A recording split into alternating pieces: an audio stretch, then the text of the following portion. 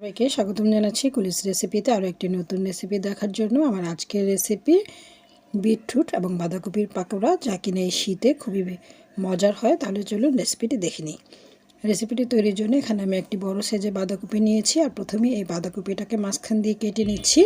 যেহেতু বাঁধাকপিটা বেশ বড়, তাই আমি এখান থেকে 4 ভাগের 1 ভাগ এই পাকোড়া তৈরিতে ব্যবহার করব। এবারে এই বাঁধাকপিটাকে ছোট ছোট পিস করে কেটে নেব, মানে চিকন চিকন করে কেটে নেব। যেহেতু পাকোড়া তৈরি করব, তাই একটু পাতলা করে কেটে নিতে হবে। আর দেখে নিশ্চয়ই বুঝতে পারছেন আমি ছুরির সাহায্যে কীভাবে করে বাঁধাকপিটাকে কেটে নিচ্ছি। এভাবে করে যেই 4 ভাগের 1 ভাগ বাঁধাকপি নিয়েছি, সেটাকে আমি একদম কুচি করে নেব। আর শীতের সময় যেহেতু এই বাঁধাকপিটা বাজারে অ্যাভেলেবেল থাকে, তাই চাইলেই বিকেলের নাস্তায় খুব সহজেই কিন্তু আমরা এই বাঁধাকপি এবং বিটরুট দিয়ে পাকোড়াটা তৈরি করে নিতে পারি। খেতেও ভীষণ মজাদার আর ভীষণ হেলদি, যেহেতু এখানে বিটরুট ব্যবহার করা হবে। আর বিটরুটটা কিন্তু বাচ্চা থেকে বড় সকলের জন্যই খুবই হেলদি একটি ভেজিটেবল। পুরোটা বাঁধাকপি আমি ঠিক একই প্রসেসে কেটে নিয়েছি। আর বাঁধাকপিগুলো কাটা হয়ে গেলে এবার একটি স্ট্রেনারে করে বাঁধাকপিটাকে ধুয়ে নেব। বাঁধাকপিটা আপনারা চাইলে কাটার আগেও ধুয়ে নিতে পারেন, তবে কাটার পরেও ধুয়ে নিলে কোনো অসুবিধা নেই। একটি স্ট্রেনারে করে বাঁধাকপিগুলো নিয়ে নিচ্ছি, আর বাঁধাকপিটাকে এবারে আমি ধুয়ে পানি ঝরিয়ে রেখে দিব এক সাইডে। আর এখানে আমি একটি বিটরুট নিয়েছি, আর এই বিটরুটটাকেও আমি মাঝখান দিয়ে কেটে নিচ্ছি। কেটে এই বিটরুট থেকে 4 ভাগের 1 ভাগ আমি এই বাঁধাকপি এবং বিটরুটের পাকোড়ার মধ্যে ব্যবহার করব। বিটরুটটা খুব বেশি দিলে কিন্তু অনেক বেশি কালারটা একটু অন্যরকম কালার চলে আসবে, তাই বিটরুটটা আমি 4 ভাগের 1 ভাগ ব্যবহার করছি, যেহেতু একটু বড় সাইজের এটা। আর যদি ছোট সাইজের হয় সেক্ষেত্রে আপনারা অর্ধেকটা ব্যবহার করতে পারেন।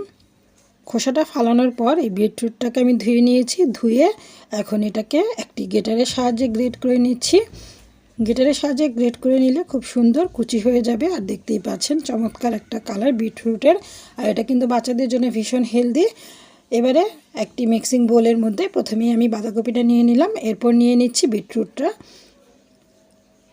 পুরোটা বিটরুট নিয়ে নিচ্ছি। আর এরপর আমি নিয়ে নেব এখানে পেঁয়াজ কুচি। এখানে আমি প্রায় 1/4 কাপের মতো পেঁয়াজ কুচি ব্যবহার করেছি। যেহেতু এটা পাকোড়া, তাই পাকোড়াতে একটু বেশি পরিমাণ পেঁয়াজ কুচি দিলেই কিন্তু বেশি ভালো লাগে। এবারে দিয়ে দিচ্ছি স্বাদ অনুযায়ী লবণ। সব কিছু এবারে একসাথে খুব ভালো করে মিক্সড করে নিচ্ছি। লবণটা দেওয়ার পরে হাত দিয়ে একটু কচলে সব কিছু একসাথে মিক্সড করে নিতে হবে। এতে করে এগুলো থেকে, এই ভেজিটেবলগুলো থেকে কিছুটা পানি ছাড়বে, আর ভেজিটেবলগুলো কিছুটা সফট হয়ে যাবে। কিছুটা সফট হওয়ার পর বাকি উপকরণগুলো অ্যাড করছি। প্রথমেই দিচ্ছি পেঁয়াজ কুচি, কাঁচামরিচ কুচি এবং ধনিয়া পাতা কুচি। এরপর দিচ্ছি 1/2 চা চামচ লাল মরিচের গুঁড়া, 1/2 চা চামচ ধনিয়ার গুঁড়া, আর 1/2 চা চামচ করে আদা রসুন পেস্ট, 1/2 চা চামচ গরম মশলার গুঁড়া, 1/2 চা চামচ ভাজা জিরার গুঁড়া। এবারে সমস্ত মশলা খুব ভালো করে এই উপকরণগুলোর সাথে মিক্সড করে নিচ্ছি। ভালো করে মিক্সড করে নিলেই কিন্তু এই পাকোড়ার তৈরির জন্য এই মিশ্রণটা অলমোস্ট রেডি। এবারে এই পাকোড়াটাকে বাইন্ডিংস দেওয়ার জন্য এর মধ্যে অ্যাড করে দেব 1/4 কাপ পরিমাণ চালের গুঁড়া, আর দিচ্ছি 1/4 কাপ পরিমাণ বেসন। এই দুটো উপকরণ এই পাকোড়াটাকে অনেক বেশি ক্রিস্পি করে তুলবে। তবে আপনারা চাইলে বেসনের পরিবর্তে এখানে ময়দাটাও ব্যবহার করতে পারেন, আর চালের গুঁড়া ব্যবহার করতে পারেন। চালের গুঁড়াটা অবশ্যই দেওয়ার চেষ্টা করবেন, এতে করে পাকোড়াটা অনেক বেশি ক্রিস্পি হবে, খেতেও ভীষণ টেস্টি হবে।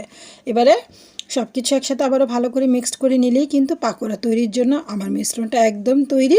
এবার একটি প্যানে পর্যাপ্ত পরিমাণ তেল নিয়ে তেলটাকে ভালো করে গরম করে একে একে পাকোড়াগুলো দিয়ে দিতে হবে। পাকোড়াগুলো দিয়ে দেওয়ার পর পাকোড়াগুলোকে চুলার আঁচটা হাই টু মিডিয়ামের মাঝামাঝি রেখে ভেজে নিতে হবে।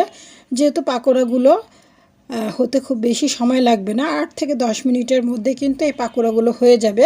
তাই চুলার আঁচটা হাইতে করে দিলে ভেজিটেবলগুলো পুড়ে যাবে আর ভিতরে কাঁচা থেকে যাবে, খেতেও কিন্তু ভালো লাগবে না। তাই চুলার আঁচটা মিডিয়ামে রেখে পাকোড়াগুলোকে উল্টে পাল্টে চমৎকার একটা কালার আসার আগ পর্যন্ত ভেজে নেব। আর যেহেতু এখানে বিটরুট ব্যবহার করেছি, একটু লালচে কালার আসবে। দেখতেই পাচ্ছেন চমৎকার একটা লালচে কালার চলে এসেছে, খুব সুন্দর একটা কালার, কিন্তু লালচেও না, অনেকটা পিঙ্কিশ একটা কালার। পাকোড়াগুলো দেখতে ভীষণ সুন্দর হয়েছে, বড় থেকে ছোট সকলেই কিন্তু ভীষণ পছন্দ করবে। একই প্রসেসে সবগুলো পাকোড়া আমি ভেজে নিয়েছি, আর দেখতেই পাচ্ছেন কতটা চমৎকার লাগছে, খেতেও ভীষণ মজার আর হেলদি। আশা করছি আজকের রেসিপিটি সবার ভালো লেগেছে। সবাইকে ধন্যবাদ জানিয়ে আজকের মতো এখানেই বিদায় নিচ্ছি। আল্লাহ হাফেজ।